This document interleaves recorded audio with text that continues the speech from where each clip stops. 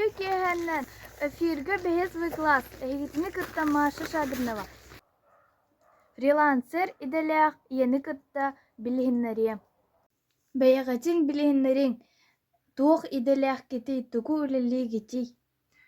Мен атым Саргалана Прокопьевна докторова деммин. Сымым специалист идетин баһалаабытым, онна фрилансернын үлэлиибин. Олаата интернет көмүтүнен каннык сир каннык багарар точкатыр олорун үлэлиэххэ, онто мен билиин боллаана дьиэбэр олороммун интернет нүмө үлэлиибин. Телеграмга бэйэм каналлаахпын, онно доробуя чэбдик буолутуһунан кэпсиибин.